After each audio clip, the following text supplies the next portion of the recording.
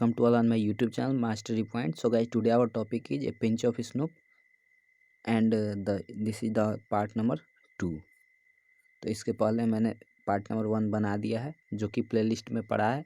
यदि आपने नहीं देखा है तो प्लीज़ उसको जा कर के देख लीजिएगा और इस पार्ट नंबर 2 को प्लीज़ अंत तक ज़रूर देखें क्योंकि ये बहुत ही इंटरेस्टिंग और बहुत ही रोचक कहानी है। तो आइए शुरू करते हैं। पैराग्राफ नंबर 7 से दिया है, इफ़ योर नानू काका wants to see a minister I am sure he will manage to see him, mother said, any time of the day or night. यानी कि माँ बोलती है, लेखक की माँ बोलती है कि यदि तुम्हारी नानू काका अगर चाहें कि उन्हें मंत्री से मिलना है तो मैं इस बात को लेकर निश्चिंत हूँ कि वह किसी भी तरह से इन बातों को मैनेज कर लेंगे, यानी कि वो जो है समायोजित कर लेंगे कि आखिर उन्हें जो है मिनिस्टर से यानी कि मंत्री से कैसे मिलना है, भले ही वो दिन का समय क्यों ना हो और भले ही वो रात का समय क्यों ना हो। आइए देखते हैं paragraph number 8। Mother has always been very loyal to her side of the family. यानी कि माँ जो होती है, यहाँ बता रहे हैं लेखक कि माँ जो है अपने फैमिली के प्रति बहुत ही निष्ठावान रही हैं, ठीक है। और हर माँ जो है अपने फैमिली यानी कि अपने मायके के प्रति बहुत ही निष्ठावान हुआ करती हैं। दे एंड आफ्टर ऑल नानू काका इज हर ब्रदर। और कुल मिलाकर जो थे यानी कि नानू काका तो खुद उनके भाई ही थे। दिया है कि I am an under secretary on probation. यानी कि लेखक अपने खुद के बारे में बताते हैं कि मैं एक अंडर सेक्रेटरी यानी कि उप सचिव हूँ, ऑन प्रोबेशन यानी कि अनुबंध पर, ठीक है। अनुबंध मीन्स होता है 2-4-6 महीने या साल भर का जॉब। तो कहते हैं कि मैं एक उप सचिव हूँ ऑन प्रोबेशन यानी कि अनुबंध पर। And such as trained to regard minister as being 2 step higher than God. यानी कि लेखक यहाँ पर बताते हैं कि इनको ट्रेनिंग के दौरान यानी कि प्रशिक्षण के दौरान बताया गया है कि जो मिनिस्टर होते हैं यानी कि जो मंत्री हुआ करते हैं उनका जो पद होता है उनको ऐसा मानना है जैसे उनका पद 2 स्टेप हायर है, यानी कि 2 पद जो है ऊंचा है, किससे? भगवान से। यानी कि इनको ट्रेनिंग में ऐसा शिक्षा दिया गया है, लेखक को यह बताया गया है कि मिनिस्टर का बहुत ही आदर करना है और उनको भगवान से भी 2 पद ऊंचा समझना है। दिया है the secretaries being just 1 step higher. और जो सेक्रेटरी होते हैं यानी कि जो सचिव होते हैं वो भगवान से 1 पद ऊंचे माने जाते हैं। लेखक खुद क्या है? तो उप सचिव हैं, ठीक है। तो जानने वाली बात है। आइए देखते हैं paragraph number 9। I was waiting on the platform. यानी कि लेखक ये सभी बातें जो है प्लेटफॉर्म पर खड़े होकर सोच रहे थे। कह रहा है कि व्हेन द ट्रेन केम इन नानू काका stood in the doorway of A second class carriage, ठीक है। तो कहते हैं कि मैं प्लेटफॉर्म पर इंतज़ार कर रहा था, ठीक है। व्हेन द ट्रेन केम इन नानू काका stood in the doorway of A second class carriage. तब तक ये देखते हैं कि ट्रेन आती है और नानू काका जो है सेकंड क्लास के कैरेज में यानी कि द्वितीय श्रेणी के डिब्बे में जो है, डिब्बे क्या उसके दरवाजे पर जो है, डोरवे पर जो है वो खड़े हैं। ए स्ट्राइकिंग फिगर यानी कि एक अनोखा अनोखा उनका जो चेहरा था या अनोखा शारीरिक बनावट है, ठीक है। दिया है वाइट हेयर्ड सफ़ेद बाल विथ एंड इम्प्रेसिव माउस्टेच। यानी कि उनकी मूछें जो है वो बहुत ही इम्प्रेसिव है, यानी कि इम्प्रेसिव डैट मीन्स आकर्षक है, ठीक है। He still wears the old fashioned knee length black coat. कहते हैं कि ज़माना जो है बदल चुका है बट वो आज भी जो है पहने हुए हैं ओल्ड फैशन यानी कि पुराने फैशन वाला नी लेंथ ब्लैक कोट, यानी कि घुटने के लंबाई तक काला रंग का कोट। द रेड सिल्क पगड़ी और लाल रंग की रेशम की पगड़ी ऑन द डेक्कनी ब्राह्मण। और जैसे कि दक्षिण के ब्राह्मण यानी कि दक्षिण भारत के ब्राह्मण जो है पहना करते हैं। नेक्स्ट दिया है and drapes a white angocha round his shoulders. और अपने शोल्डर्स यानी कि कंधों पर एक सफ़ेद अंगोछा जो है वो क्या हुए हैं? तो लपेटे हुए हैं। आइए देखते हैं paragraph number 10। As I went up. यानी कि मैं जैसे ही उनके पास पहुंचता हूँ, ही हैंडेड मी ए बास्केट। वो मुझे एक टोकरी पकड़ा देते हैं, ऐसा लेखक बता रहे हैं। टेक दिस आउट यानी कि इसे बाहर ले जाओ। नानू काका बोलते हैं क्विक, मैंने बहुत ही जल्दी। ही विस्पर्ड यानी कि बोलते नहीं, वो भुनभुनाते हैं। I will join you outside the station. यानी कि मैं तुमसे जो है स्टेशन के बाहर मिलूँगा, ऐसा नानू काका कहते हैं। आई आस्केड पैराग्राफ नंबर 11 है। आई आस्केड नो क्वेश्चन, यानी कि लेखक कोई प्रश्न नहीं पूछते हैं। आई टक द बास्केट, यानी कि वे बास्केट लेते हैं। अंडर माई आर्म, यानी कि बाजू में जो है अपना बास्केट फंसाते हैं।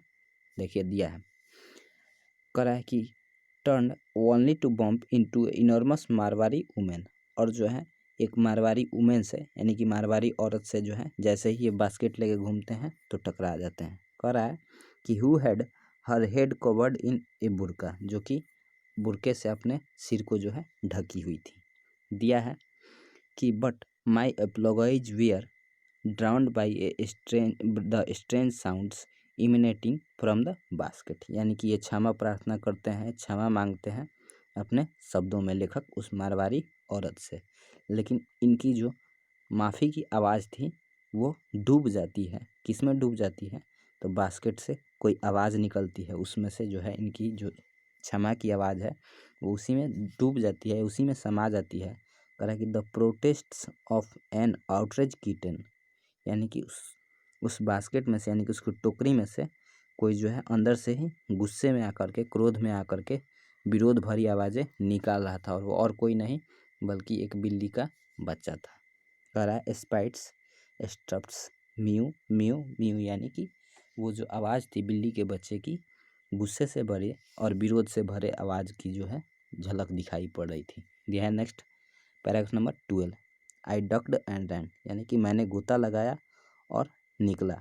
And mingled with the crowd, और क्राउड में यानी कि भीड़ में जो है मैं समा गया, ऐसा लेखक बोलते हैं। कह रहा है कि the crowd and squeezed through the gate in the wake of a six marriage party. उसी बीच जो है कुछ सिखों की कर एक सिख की जो है मैरिज पार्टी यानी कि बारात थी, ठीक है, उसी भीड़ में जो है ये मिल करके जैसे तैसे गेट के पास जो है पहुंचते हैं। काका वाज लॉन्ग टाइम कमिंग, यानी कि नानू काका बहुत ही समय के बाद आ रहे थे। The station yard was nearly empty, यानी कि जो स्टेशन का चार दीवारी था या जो उसका यार्ड था वो पूरी तरह से खाली हो चुका था। And the last tonga had gone, और जो अंतिम टांगा था वो भी जा चुका था। When he emerged escorted by a fawning ticket inspector, क्योंकि वो उन्हें कोई चापलूस टिकट का अधिकारी या टिकट चेक करने वाला जो है मिल गया था। कह रहा है कि paragraph number 14, no room in the third class, यानी कि थर्ड क्लास में जो है कोई जगह नहीं थी। And they would not issue second class tickets without, देखते हैं सॉरी, दिया है no room in the third class and they would not issue second class tickets without reservation.